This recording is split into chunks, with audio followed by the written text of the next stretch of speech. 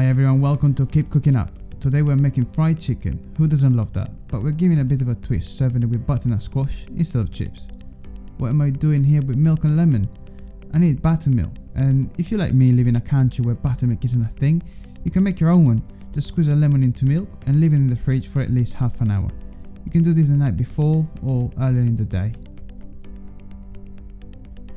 For the chicken I prefer breast because it has no bones, but you can use thighs or drumsticks, it's up to you really.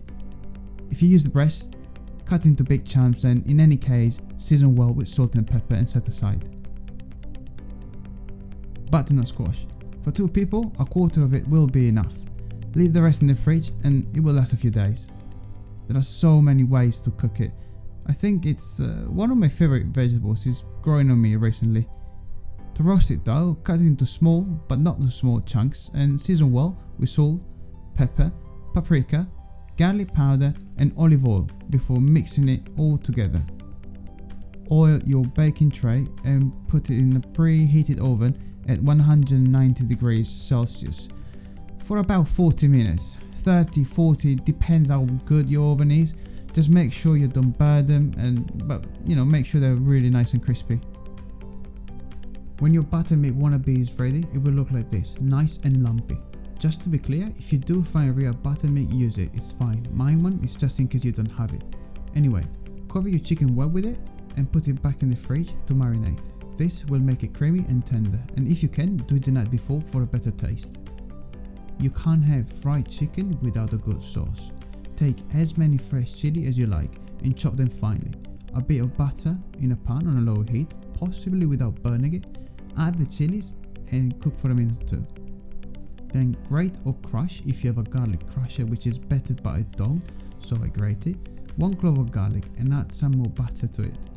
Let it cook for another minute and then add a splash of white wine vinegar and a pinch of salt. Put a lid on and cook for about 5 minutes. Then with the help of a sieve, squeeze the liquid out of it. Make sure you got it all and then add a big spoon of mayonnaise. Mix it together and add a teaspoon of cayenne pepper to give it some more color.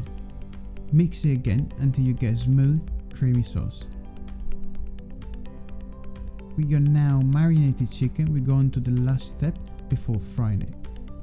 Pour a generous amount of flour in a plate, I would say more than what you see here, and season it to give flavor to your chicken. Use again garlic powder, salt and paprika to record the butternut squash.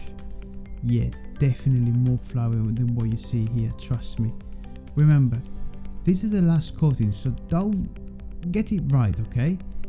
Get rid of the excess buttermilk and make sure you cover every bit of your chicken with flour. Every little corner of it.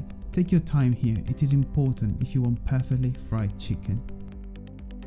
On a medium heat, wait for your pan to be hot before adding any oil. I use sunflower because it's lighter than olive oil and better for frying. It's not deep fried, remember, so use enough to cover the surface and then carefully place your chicken without overcrowding your pan. With the chicken in, lower the heat and cook for 5 to 7 minutes on one side to make it nice and golden. Try to flip the chicken only once and let cook for a further 5 minutes or until thoroughly cooked. Now check your butternut squash in the oven, it should now be ready and looking amazing. Well, all you got left to do is plating and start stuffing your mouth with this fantastic chicken. Thank you guys so much for watching, I'm sure you will like this recipe, but let me know in the comments below what you think. This is it for today guys, and always keep cooking up.